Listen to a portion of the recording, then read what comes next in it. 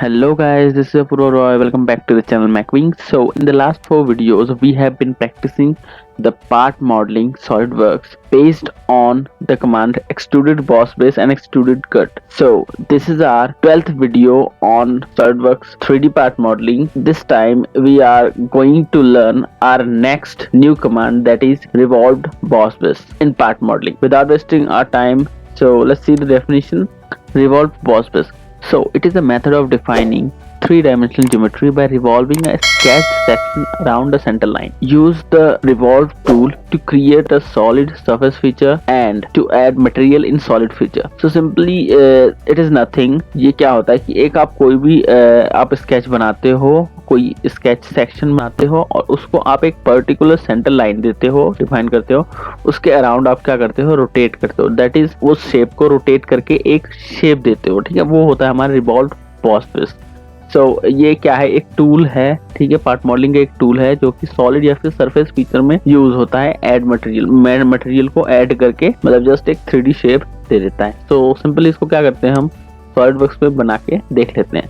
तो सबसे पहले हम क्या करते हैं, यहाँ पे सॉलिडवर्क्स ओपन कर लेते हैं और सिंपली मैं ये फ्रंट प्लेन ले लेता हूँ और यहाँ पे कोई भी अपन एक स्केच बनाते हैं। फर्स्ट ऑफ ऑल यहाँ पे सेंटर लाइन का आया था, तो हमें एक लाइन डिफाइन करना पड़ता है, उसका सेंटर जिसके अराउंड वो रिवॉल्व होगा, वो शेप, वो हमारा स्केच है ना। तो या तो आप ऐसे बता दो, ठीक है, ऐसे आप सेंटर लाइन बना के आप ये करके बता दो, या फिर दूसरा भी मैं तरीका बताऊंगा। तो फर्स्ट ऑफ ऑल ये देख लेते हैं अपन। तो सिंपली मैं क्या करता हूँ, मैं एक कोई सा भी रेक्टेंगल ही ले लेते हैं, ठीक है। ये सिंपल सा है, कोई दिक्कत नहीं है, ठीक है। तो ये मैंने एक शेप दे दिया और ये सेंटर लाइन दे दिया। अब मेरे को क्या करना है, फीचर में जाके नेक्स्ट जो हमारा कमांड है वो है रिवॉल्व बॉस बेस, उसको अप्लाई करना है। तो इसको जैसे मैं क्लिक करता हूँ तो मेरे को सबसे पहले ये क्या पूछता है, जैसे मैंने इसको सेंटर लाइन दे दिया तो मेरे को ये पूछेगा नहीं कि एक्सिस ऑफ रिवॉल्यूशन जो है वो एक्सिस मेरे को डिफाइन करो, ठीक है। तो ये क्या करता है, ये ऑटोमेटिकली सेंटर लाइन को ये एक्सिस ऑफ रिवॉल्यूशन के लिए कंसिडर कर लेता है। तो सिंपली हम क्या करेंगे, हम यहाँ से ऐसे बता सकते हैं। दूसरा, हम इसको अगर डिलीट करना चाहें, फिलहाल तो ये सेंटर लाइन है तो ये सेंटर ले रहा है, मैं दूसरे तरीके से बता दूंगा, ठीक है। तो सिंपली इसने क्या किया, एक्सिस ऑफ रिवॉल्यूशन ले लिया और फिर इसने इस शेप को इसके अराउंड ये रिवॉल्व कर दिया। अब देख सकते हो इसका येलो शेड है ना, जो कि इसका शेडो दिखा रहा है ना, ऐसे करके। तो आप देख सकते हो। तो यहाँ पे ब्लाइंड है, direction 1, direction 2 thin feature same as it is हमने एक्सट्रूडेड बॉस बेस में और एक्सट्रूडेड कट में जो किया था वही है, ठीक है। मतलब उसका वही है कि डायरेक्शन 1 की तरफ से रोटेट करेगा और डायरेक्शन 2 की तरफ से रोटेट करेगा, ठीक है। अब डायरेक्शन 1 कौन सा है, डायरेक्शन 1 ये है। अब डायरेक्शन 2 कौन सा है, इसी का ऑपोजिट, ठीक है, इस तरफ, ये डायरेक्शन 2 हो गया। अब मुझे क्या करना है, ये डिग्री है, टोटली हमारा क्या होता है 360 डिग्री होता है, ठीक है। 360 डिग्री होता है। अगर हम हाफ लेते हैं, मतलब यहाँ से हम एक लाइन ले लेते हैं तो ये 180 डिग्री का हो जाता है और ये 180 डिग्री का हो जाता है। तो सिंपली ये बोल रहा है कि आप डायरेक्शन 1 से 360 डिग्री देना चाहते हो दे दो, अगर नहीं देना चाहते हो, मैं चाहता हूँ 120 डिग्री दे डायरेक्शन 1 से, तो इसने डायरेक्शन 1 से 120 दे दिया और डायरेक्शन 2 से 80 डिग्री, ठीक है। तो सिंपली डायरेक्शन 1 ये हो गया, डायरेक्शन 2 ये हो गया। तो ब्लाइंड से हम क्या कर सकते हैं, इस तरह से जहाँ पे शेप बना है वहां से डायरेक्शन 1 की तरफ कितना 120 degree and then opposite side में 80 डिग्री, ठीक है। इस टाइप से ये रोटेट करेगा। जैसे मैं ओके कर देता हूँ तो ये रेवोल्यूशन में इस शेप को इस सेंटर लाइन के अराउंड रिवॉल्व करेगा इसको, और अब देख सकते हो पर्टिकुलर एंगल पे। ये होता है हमारा रिवॉल्व, सिंपल सा, ठीक है। आप देख सकते हो इसने शेप दे दिया, ठीक है। फिर से कंट्रोल Z करते हैं। ये सारे ऑप्शन जो अभी हमने इसमें देखे थे, ये सारे ऑप्शन हम एक एक करके सब करेंगे, है ना। तो इस टाइप से ये हो गया। इसी तरह मान लो मुझे एक ही डायरेक्शन में देना है, बट मेरे को क्या करना है, मान लो मैं यहाँ पे ले लेता हूँ 160 degree, but I want it in reverse direction, ठीक है। तो रिवर्स डायरेक्शन में ये मैं लेके इस टाइप से मैं कर सकता हूँ कि मेरे को इस तरफ से रिवॉल्व करना है या फिर इस तरफ से करना है। तो इस टाइप से आप क्या कर सकते हो, डायरेक्शन 1 में सिंपली रिवॉल्व कमांड का यूज करके ऐसे शेप आप दे सकते हो कोई सा भी, ठीक है। ये तो सिंपल सा हमारा शेप हो गया, ओके। इसके बाद ही आप नीचे जाओगे तो इधर आपको ये ऑप्शंस मिल जाएंगे, up to vertex, up to surface ना, offset from surface, mid plane, ठीक है। मिड प्लेन, ओके, ब्लाइंड हमने कर लिया, देन मिड प्लेन कर लेते हैं। ये क्या होता है, ये आपका जहां आपने शेप बनाया वो प्लेन मान के उसको मिड प्लेन कर लेगा, मतलब 160 डिग्री, इट मींस 80 डिग्री इधर, 80 डिग्री इधर, ठीक है। तो ये मिड से इसको एक रेवोल्यूशन दे रहा है, 80 डिग्री इधर, 80 डिग्री इधर, ठीक है। वैसे आप करते हो 160 या फिर यहाँ पे कर दो डायरेक्ट 180। तो ये हाफ ले लिया इसने, 90 डिग्री इधर दे दिया, 90 डिग्री इधर दे दिया। तो इस टाइप से आप मिड प्लेन का बता सकते हो सिंपली, ठीक है। उसके बाद यहाँ पे और एक ऑप्शन है हमारे पास, थिन फीचर। तो जैसे मैं यहाँ पे थिन फीचर पर क्लिक करता हूँ तो ये क्या करेगा, रिवॉल्व तो करेगा, बट वो क्या करेगा, इस शेप को एक पर्टिकुलर थिकनेस पे वो करके और उसके बाद रिवॉल्व करेगा, है ना। आप देख सकते हो इसका येलो शेड, इसने क्या किया, 10 ले लिया, किधर, वन डायरेक्शन की तरफ ले, इसने आउटसाइड ले लिया। ये जो हमारा एरिया है ये इसने इसके बाहर की तरफ एक थिकनेस दे दी 10 mm की, और ये जो शेप है चारों तरफ, यानी कि 10 mm इधर, 10 mm ऊपर, 10 mm इधर, ऐसे करके इसने शेप देके इसको हॉलो इसने उसको शेप देके ऐसे रिवॉल्व कर रहा है। तो जैसे मैं ओके कर देता हूँ, एक बार देख लेते हैं। आप देख सकते हो इसको, है ना, इसने 10 mm का थिकनेस देके उसको हॉलो बना के इसने रिवॉल्व कर दिया सिंपली। वैसे जाते हैं एडिट फीचर में, जाते हैं, इस टाइप से ये कर रहा है। ओके देन इसी के आप देख सकते हो इधर मिड प्लेन मतलब 10 mm अगर टोटल है तो 5 mm ये स्केच के बाहर की तरफ, 5 mm ये स्केच के अंदर की तरफ, ऐसे करके ये थिन फीचर अप्लाई कर रहा है रिवॉल्व बॉस बेस में। ओके देन नेक्स्ट टाइम आप यहाँ पे 2 डायरेक्शन कर सकते हो कि मैं चाहता हूँ बाहर की तरफ 10 हो, बट वो थिकनेस 1 की तरफ, बाहर की तरफ, और थिकनेस 1 की तरफ मैं क्या चाहता हूँ, मैं इसको चाहता हूँ 30 थिकनेस हो। तो आप देख सकते हो अंदर तो ये ज्यादा थिकनेस हो गया और बाहर ये कम हो गया, ठीक है। इस टाइप से ये थिन फीचर अप्लाई करके रिवॉल्व बॉस बेस कर देगा, है ना।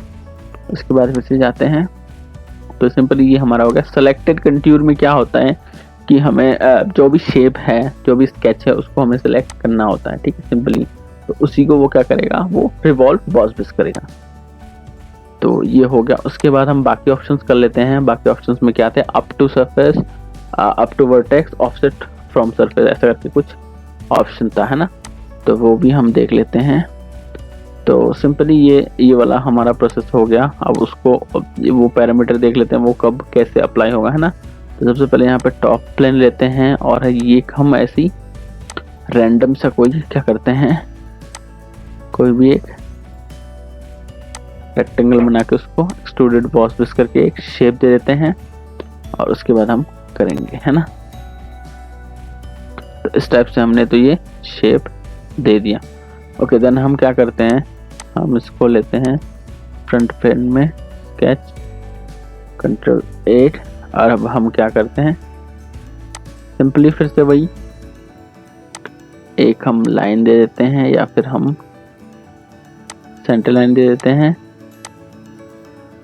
और इसके तरफ कोई भी एक ऐसे शेप बना लेते हैं ना, बन गया। तो इसको हम डायमेंशन दे देते हैं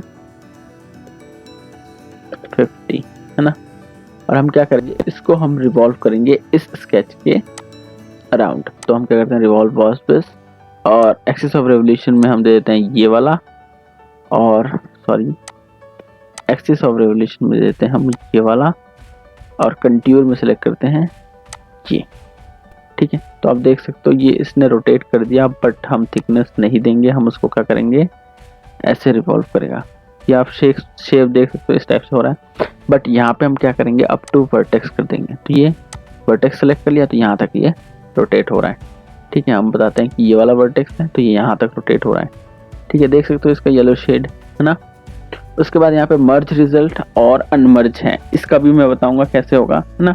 इसमें क्या फ़र्क है, मर्ज और रिजल्ट और अनमर्ज में क्या होता है कि मर्ज रिजल्ट का मतलब हमारे पास कोई एग्जिस्टिंग बॉडी है, वो बॉडी अगर हम अभी अप्लाई कर रहे हैं रिवॉल्व बॉस बेस, जैसे ये शेप तैयार होता है तो ये बॉडी दोनों आपस में क्या हो जाएगा, मर्ज हो जाएगा, ठीक है, एक साथ मिल जाएगा। बट जैसे मैं इसको अनचेक कर देता हूँ देन ये क्या रहेगा, ये सेपरेट रहेगा, ये बॉडी अलग है, ये बॉडी अलग है। तो अब उसके ऊपर आप कोई भी फीचर अप्लाई करोगे तो ये कंप्लीट बॉडी पे नहीं लगेगा, ये इस बॉडी पे लगेगा और इस बॉडी पे लगेगा, ठीक है, अलग अलग लगेगा। दैट इज अनमर्ज, ठीक है, जो कि यहाँ पे चेक किए बिना अगर हम करते हैं। और अगर हम मर्ज कर देते हैं तो ये दोनों बॉडी आपस में एक ही बॉडी मानी जाएगी। अगर आप कोई भी फीचर तब अप्लाई करोगे, तब एक में अप्लाई करोगे दोनों में अप्लाई हो जाएगा, ठीक है। वो देखते हैं हम। तो जैसे मैं इसको अनमर्ज करता हूँ और कर देता हूँ ओके, ठीक है। तो ये क्या हो गया, आप देख सकते हो इसका शेप भी यहाँ पे ये क्या हो रहा है, यहाँ पे ये जो इसका एज है वो उसका देखो नहीं दिख रहा है ना, बाकी जितने भी एज हैं वो देखो ब्लैक कलर का यहाँ पे दिखता है। हम उसको टच भी कर सकते हैं, लेकिन इसको नहीं कर सकते, ठीक है।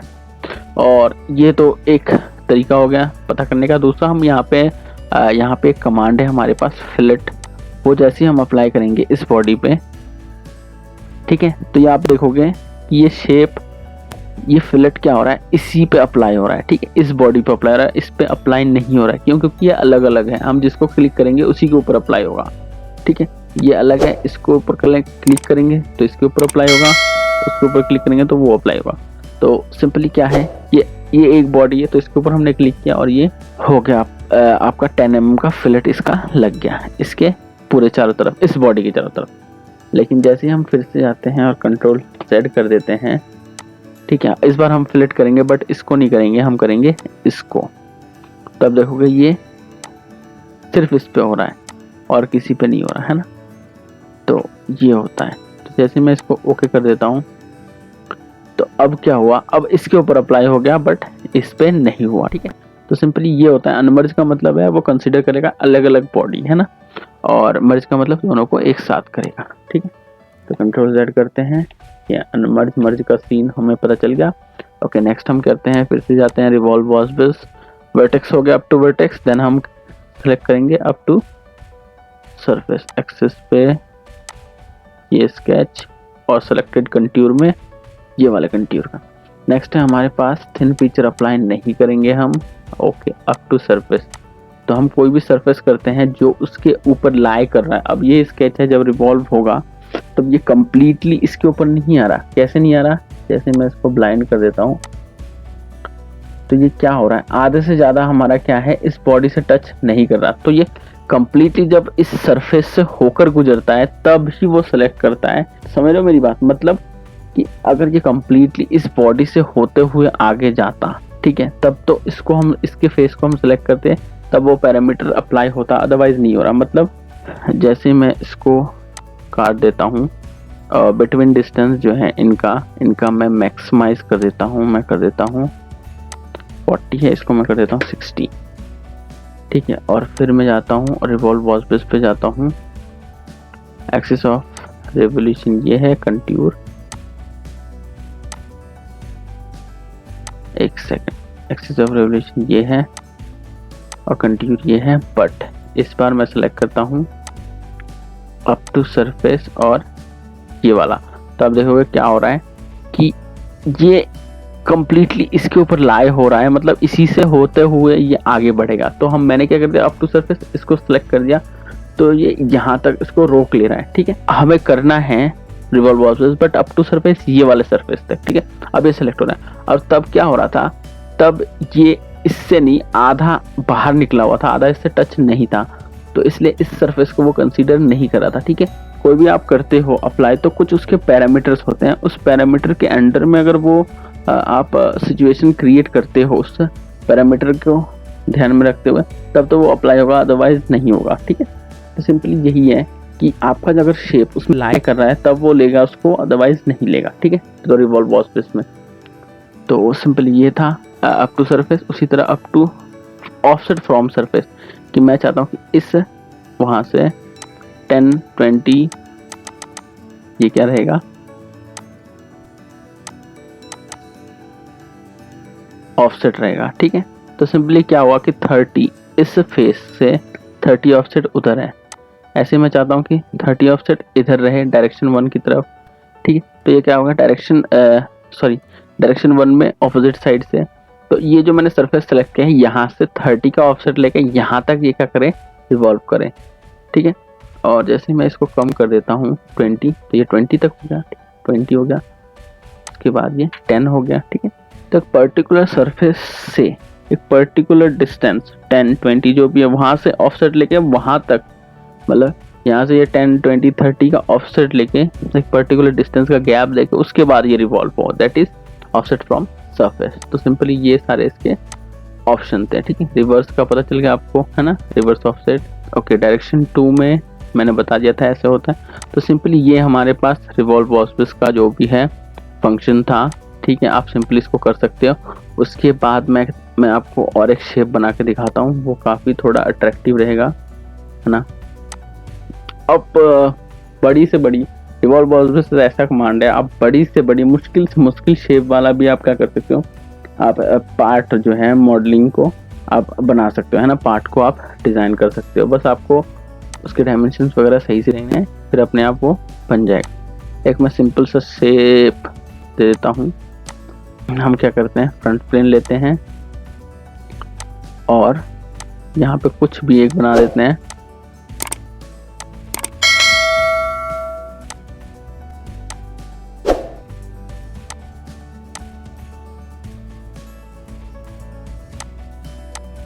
अब अगर हम चाहते हैं कि ये अपने आप ही एक्सेस ऑफ रेवोल्यूशन ले ले, तो हम इसको क्या करते हैं, कंस्ट्रक्शन में कन्वर्ट कर देते हैं और उसके बाद अप्लाई करते हैं, तो अपने आप ये क्या कर लेगा, ऑटोमेटिकली इसको सेलेक्ट कर लेगा।